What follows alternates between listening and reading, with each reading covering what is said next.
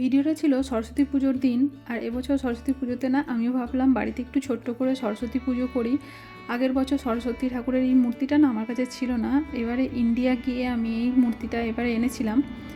আর আর ছেলে তো এখন অনেকটাই বড় হয়ে গেছে, কিন্তু আমার ছেলের না হাতে খড়ি হয়নি। যে কোনো কারণে ইন্ডিয়াতে যখন ছিলাম কিছু কিছু প্রবলেমের জন্য ওর হাতে খড়িটা হয়নি, তাই ভাবলাম এবছর আমি নিজেই পুজো করে ওর হাতে খড়িটা দেবো।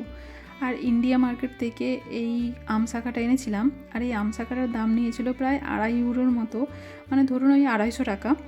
তো এত টাকা দাম দিয়ে আমি আম শাখা নিয়ে আসার পর ভাবছি দেশে থাকলে কত সহজেই আম গাছ থেকে একটা শাখা তুলে নিয়ে এসেই পুজো করতে পারতাম। তো এবারে যখন ইন্ডিয়া যাব তখন পেতলের ওই আম শাখাগুলো যে হয় না, এগুলো পেতলের, এগুলো নিয়ে আসবো।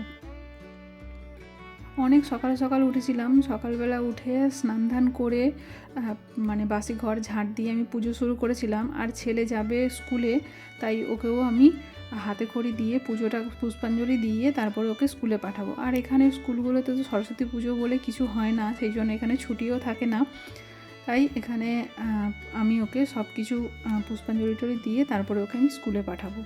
তো ও স্কুলের জন্য রেডি হয়ে গেছিলো। আর ওই দিনটাতে ওর না স্কুলে একটা ফ্যাশন শো ছিল, তো ও পাঞ্জাবি পরে যাবে। আমি ভাবলাম ভালোই হলো, পাঞ্জাবি পরে পুজোটাও পুষ্পাঞ্জলি দেওয়া হয়ে যাবে আর স্কুলেও চলে যাবে।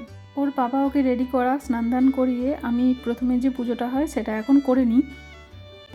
চরাচর চরাচর সারে সারে কুচো যুগ কুচযুগ শোভিত শোভিত মুক্তা মুক্তা হারে হারে বিনা বিনা রঞ্জিত রঞ্জিত পুস্তক পুস্তক হস্তে হস্তে ভগবতী ভগবতী ভারতী ভারতী দেবী নমস্তুতে।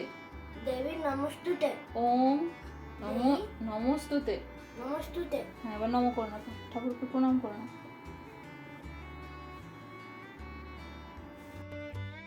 তো পুষ্পাঞ্জলি তো দুজনেরই হয়ে গেছে, পুষ্পাঞ্জলি দিয়ে তারপর আমি দুজনে মিলে একটু আরতি করে নিলাম। এবার ওকে রেডি করব স্কুলের জন্য।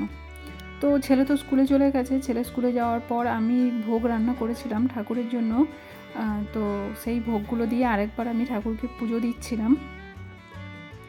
তো একা হাতে এত রান্না বান্না, 5 রকমের ভাজা, তারপরে একটু নারকেলের নাড়ু, খিচুড়ি সবই করেছিলাম। একা হাতে এত রান্নাবান্না করেছি, সেগুলো আর ভিডিও শ্যুট করার মতো সময়ও হয়নি।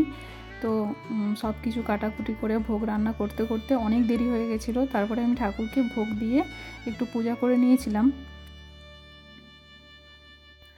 ভোগে ছিল সব রকম সবজি দিয়ে খিচুড়ি, মূলো ভাজা, আলু ভাজা, কুমড়ো ভাজা, সিম ভাজা করেছিলাম আর বেগুন ভাজা। আর এখানে দেখুন নারকেল দিয়ে গুড় দিয়ে আমি একটু নাড়ুও বানিয়েছিলাম ঠাকুরের জন্য। আর ইন্ডিয়া বাজার থেকে একটা মতিচুর লাড্ডুর প্যাকেট নিয়েছিলাম। তো প্যাকেটটা নিয়েছিল প্রায় 5 ইউরোর মতো, এই 10টার মতো লাড্ডু ছিল, আর ওটা নিয়েছিল 500 টাকা। মানে আর জানেন তো এখানে কোনো স্লেট অনেক খোঁজাখুঁজি করলাম, যে স্লেটগুলোতে আমরা হাতে করে দিই, তো সেরকম কিছু পাইনি।